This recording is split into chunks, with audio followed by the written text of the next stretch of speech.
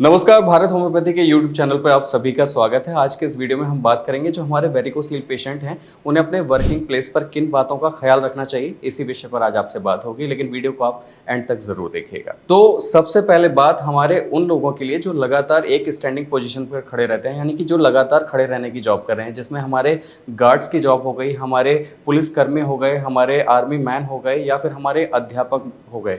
अध्यापक का मतलब ये है कि हमारे जो टीचिंग प्रोफाइल के जो लोग हैं, या फिर आपको सड़क के किनारे जो रेहड़ी लगाने वाले लोग मिल जाएंगे, वो लगभग सभी का जॉब जो होता है खड़े रहने का होता है। तो इन सबकी जॉब में एक चीज जो आपको कॉमन दिखेगी वो है खड़े रहने की जॉब।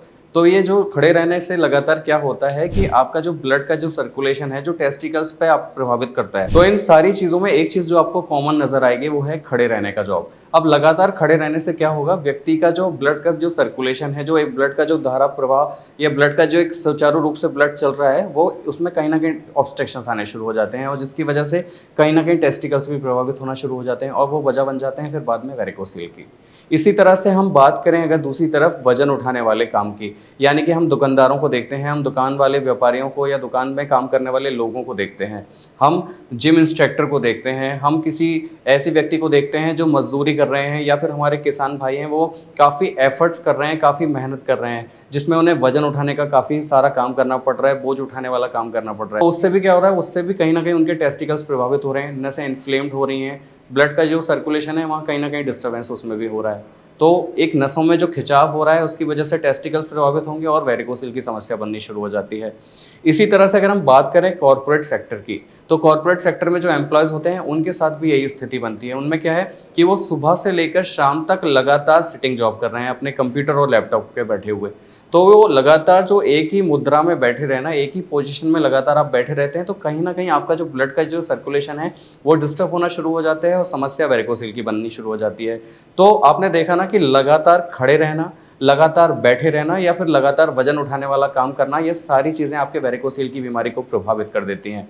अब जब समस्याएं आपकी बननी शुरू हो रही हैं तो सबसे पहले आपको क्या करना पड़ेगा, अपनी हेजिटेशन को, अपनी शर्म को, अपनी थोड़ी सी झिझक को दूर हटाकर आपको अपने सीनियर से, आपको अपने मैनेजर से, या आप अपने जो भी मालिक हैं आपके, उनसे आपको इस विषय पर बात करनी पड़ेगी, जिससे वो आपकी समस्याओं को समझ सके और इसमें आपको थोड़ा सा रिलीफ मिल सके, आपको आराम मिल सके। अब बात और आ जाती है कि आपको क्या ऐसे एहतियात बरतने चाहिए जिससे आपकी वेरिकोसिल की बीमारी ना तो बढ़े, ना आपको आगे जाके परेशानी का सबब बने। तो अगर ये समस्याएं आपको हो रही हैं तो अब इसमें आप ऐसे क्या एहतियात बरत सकते हैं जिससे आपको ये परेशानी ना हो। तो सबसे पहले बात कर लेते हैं, हमारे कहने का मतलब यहाँ पर यह है कि जब आप किसी वर्किंग प्लेस के लिए जब आप निकलते हैं या आप अपने काम के लिए निकलते हैं, तो आप अपने रास्ते का चयन ठीक से करें, यानी कि आप ऊबड़ खाबड़ रास्तों से ना होकर जाएं और उसमें सीधे या फ्लैट रास्तों से होकर आप गुजरें। अगर आपको लगता है कि रास्ते सही नहीं है और आपको उन्हीं रास्तों से वहां से निकलना पड़ेगा, तो फिर आप एक चीज कर सकते हैं। तो अगर आप सपोर्टर या लंगोट उस समय पहनकर रखेंगे तो उससे ये होगा कि आपके रास्ते चाहे किस तरह के भी हों, लेकिन आपको फिर आपकी नसों को इससे कोई भी फर्क नहीं पड़ेगा और आपके सपोर्टर्स उसमें काफ़ी आपके लिए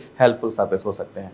तो आप सपोर्टर और लंगोट का यूज़ हमेशा करें। साथ ही अगर दूसरे पॉइंट की बात करें तो आपको सेम पोजीशन पर नहीं रहना है, यानी कि आपको लगातार बैठना नहीं है, आपको लगातार खड़े नहीं होना है, आपको लगातार इसमें मूवमेंट की ज़रूरत है। यानी कि अगर आप लगातार सिटिंग वाली जॉब कर रहे हैं तो आप कोशिश कीजिए कि आप उस देर के लिए खड़े हो जाएं या इधर उधर वॉक कर लें, या फिर आप लगातार खड़े होने का जॉब कर रहे हैं तो आप कोशिश कीजिए कि आप उसमें कुछ देर बैठ जाएँ या फिर हल्का फुल्का वॉक कर लें। तो जो मूवमेंट होगा उससे क्या होगा, आपका ब्लड सर्कुलेशन है वो बेहतर होना शुरू हो जाएगा, सुचारू होना शुरू हो जाएगा, और आपको वेरिकोसिल की जैसी समस्या जो है वो बनना शुरू नहीं हो, और जिसकी वजह से आपको वेरिकोसिल जैसी समस्या का सामना नहीं करना पड़ेगा। तीसरी अहम चीज जिसका आपको ख्याल रखना है वो ये है कि जब आप लैपटॉप का यूज कर रहे होते हैं अपने जॉब के दौरान, तो उसमें आपको क्या करना है, उसे आपको अपनी गोद में नहीं रखना है, क्योंकि बहुत सारे लोग क्या करते हैं, गोद में लैपटॉप को रख लेते हैं, जिसमें से मदरबोर्ड जब होता है हीट हो जाता है, उसके बाद वो आपके जो टेस्टिकल्स को प्रभावित करना शुरू कर देता है, जिसकी वजह से भी आपको वेरिकोसिल की समस्या देखने को मिल सकती है। तो आप इस चीज का भी ख्याल रखें। साथ ही व्यक्ति में आदत होती है कि बहुत सारे लोग पसंद करते हैं टाइट जींस पहनना, टाइट फिटिंग वाले कपड़े पहनना, तो आप उनको भी अवॉइड ही करें। आप लूज फिटिंग वाले कपड़े पहने, जिससे क्या होगा, आपका जो ब्लड का फ्लो है वो सुचारू रहेगा और नसों में ब्लॉकेज आने की संभावना भी कम होती है। तो आप लूज फिटिंग वाले कपड़ों को ही प्रायोरिटी पे रखें। तो अगर आप इन सारी चीज़ों को अमल में लाते हैं, इन सारी चीज़ों को अप्लाई करते हैं, तो आप यकीन मानिए आपकी जो वेरिकोसिल की समस्या है अगर बढ़ रही है तो कम होने लगेगी, साथ ही वेरिकोसिल की समस्या आगे बढ़ेगी नहीं। तो मुझे उम्मीद है आज का ये वीडियो, आज की ये इन्फॉर्मेशन आपको समझ आई होगी, पसंद आई होगी। अगर आपको ये वीडियो या इन्फॉर्मेशन पसंद आई हो तो आप हमें लाइक, शेयर, सब्सक्राइब, कमेंट करना ना भूलें। साथ ही आप हमारे और भी इन्फॉर्मेटिव वीडियोस देखने के लिए आई बटन पर क्लिक कर सकते हैं। और अगर आपको लगता है कि आप वेरिकोसील की बीमारी से प्रभावित हैं या आपको कोई मिलने वाला वेरिकोसील की बीमारी से प्रभावित है, तो आप हमारे भारत होम्योपैथी के डॉक्टर्स की टीम से संपर्क भी कर सकते हैं। नंबर्स आपके स्क्रीन पर हैं। आज के लिए बस इतना ही। अगले वीडियो में आपसे फिर होगी मुलाकात। तब तक के लिए नमस्कार।